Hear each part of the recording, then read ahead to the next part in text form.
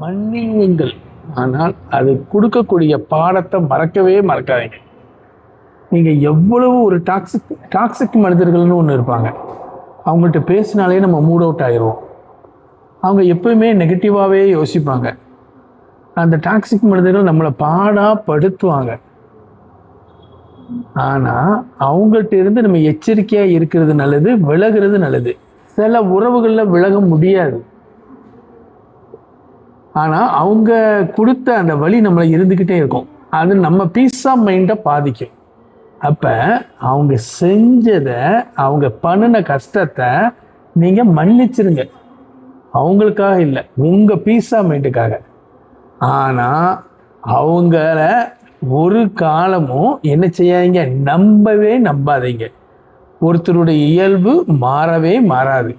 அதனால் நான் சொல்லக்கூடிய ஒரே வார்த்தை, மன்னியுங்கள் உங்களுக்காக. ஆனால் அவங்க செஞ்சதை மறக்கவே மறக்காதீங்க, உங்கள் பாதுகாப்புக்காக.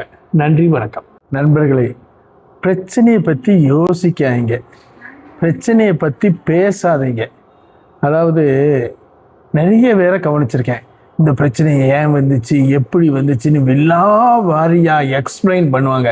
அவன் என்னைய இப்படி பண்ணிட்டான், இந்த பொண்ணு என்னைய தப்பாக பேசிட்டா, நான் கால் பண்ணினேன், அவள் எடுக்கலை, வாட்ஸ்அப்பில் நான் மெசேஜ் அனுப்பினேன், அந்த டிக்கு விழுந்துட்டு அது விழலை, அப்படி இப்படின்னு ஏதோ ஒரு நெகட்டிவான விஷயங்களை பேசிக்கிட்டே இருப்பாங்க. இந்த பிரபஞ்சமும் சரி, நம்ம மனசும் சரி, நம்ம பேசுறது அதை கேட்டுக்கிட்டே இருக்கும். அதனால தயவு செய்து ஒரு பிரச்சனைன்னு இருந்துச்சுன்னா 2 நிமிஷம் கவலைப்படணுமா, 3 நிமிஷம் கவலைப்படணுமா, கவலைப்படுங்க.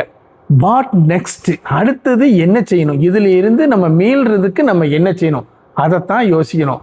உண்மையிலே நம்மள்ட்ட என்ன பிரச்சனை இருந்துச்சு, இதில் யார் பிரச்சனை அப்படின்னு ஒரு அனலைஸ் பண்ணி நம்ம அதிலேருந்து ஒரு பாடம் கற்றுக்கணுமே தவிர, அதையே பேசி பேசி எந்தவித ஒரு முடிவும் இல்லாமல் அதை பேசி பேசி இருக்கிறதுனால எந்தவித யூஸும் இல்லை. அதனால் தயவு செய்து நீங்கள் யோசிங்க, ப்ராப்ளத்தை பற்றி பேசாதீங்க, சொல்யூஷனை யோசிங்க. கண்டிப்பாக உங்களுக்கு சொல்யூஷன் கிடைக்கும். நன்றி, வணக்கம்.